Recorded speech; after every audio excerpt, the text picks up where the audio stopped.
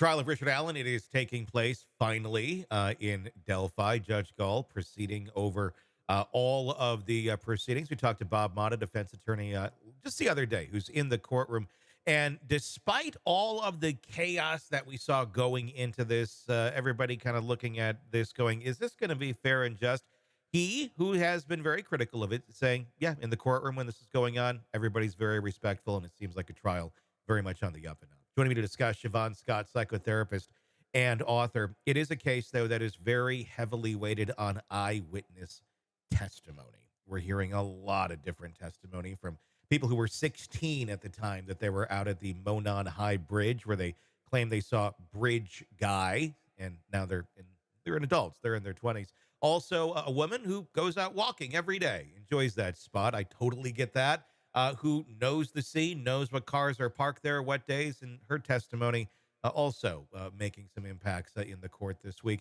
Siobhan, let's start out by talking about eyewitness testimony in general and how reliable it is, how unreliable it is, and the fact that we're talking about people trying to recall an event from 2017.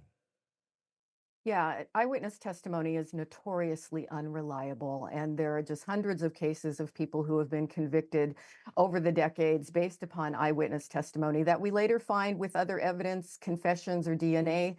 Um, Sophisticated technology, we find that none of that was true. And so our brains create stories and they try to fill in the blanks and fill in the missing pictures. And it's troublesome in a case like this where the stakes are so high. Yeah, I mean, I certainly don't blame any of these people who are testifying, No, these witnesses, as like if they're trying to mislead. They're not. I mean, this is just no, it's how our brains work. It's yeah, literally filling in the missing blanks. fills in the Yep. blanks. We knew that the event occurred. We have the setting. We have all that. Now it's when it's recalled every time our brain is like, okay, here's what's in that scene. Here's the pieces we're putting back into this puzzle, because it's not like we're picking up off of a record or something and listening to that tape. It's being No, recreated every single time.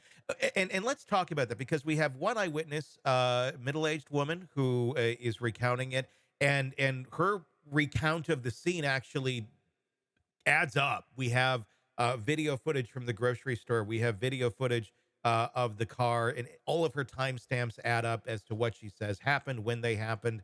Her big piece of testimony, which completely throws to the wind the timeline of the state, is that she says when she got off of the trail walking that day, Richard Allen's car, which she believes is right at the front of the trailhead, was gone. And the timing on Mhm. that is key, because they're saying that's when he would have been down uh, by the river killing the girls. But according to her, he already left the trail for the day. According to him, he had already left the trail for the day as Mhm. well. You have this other eyewitness testimony of people saying they saw Bridge Guy. These were 16-year-old girls at the time, now in their 20s, recalling this. Does age play a factor in recalling eyewitness testimony, especially when you're talking about years like that, going from teens to early 20s? I mean, those are some very interesting Mhm. years in one's Mhm. life of growth and Mhm. such. I don't think we have data to show that memory becomes less reliable the younger you are, but it's certainly possible. To me, more than any eyewitness testimony, what would carry weight for me would be what did they find or not find on his computer or his other Mhm. digital devices? Because we know that this was, by whomever the perpetrator was, it was a sexually motivated crime. Mhm. And sex crimes, a person may never have actually committed one before, but they've been fantasizing about it for years or even decades. And the fantasy material is what you find digitally stored because the person has been thinking about it and planning it and, you know, whatever they do Yeah. when they're fantasizing about it, right? It's their form of sexual expression. And that has been going on and on and on. And so if they find absolutely no evidence of, pornography of young girls or violent sexual acts, if they find no evidence of that, that would really tip the scales for me. Now, Mhm. if they do find it, then it goes the other way. You have to really examine that really closely. Could it be that he just was smart enough and knew how to delete that stuff off of his computer? Or is even that today one of those things where, yeah, that really doesn't work anymore. Like, No, it doesn't yeah, work. It's yeah, never gone. Anything yeah. that is in your computer, if you completely destroy the hard drive, then yeah, maybe it can't Mhm. be recovered and they can't track you on the internet. But most people do not do that, which Yeah. is why so many people get caught and convicted now. And that's the thing. We haven't heard as of this moment in time, in the trial of any digital footprint. No, I would almost no, think that this would have been brought up by now, unless we're waiting for some big gotcha moment. But it right. seems the strongest pieces of arguments that they have putting Richard Allen at the scene is an unspent bullet that was face down into the ground, and his admission that he was there that day, and all of these coerced confessions as well. Let's talk about the coerced or the confessions. I know I'm jumping to conclusions by Yeah. saying coerced, but I don't know when you put somebody in a small solitary confinement room for years on end, a man that has no experience in a world like that, no convictions, no history. He worked at CVS, he had family, and suddenly he's there for years, and you find him eating feces, and then you get a confession from him on a piece of paper. I don't know how, accurate that is, especially when it looks like it might have been written by a crazy kindergartner, the way that Yeah. piece of paper looked from what we saw.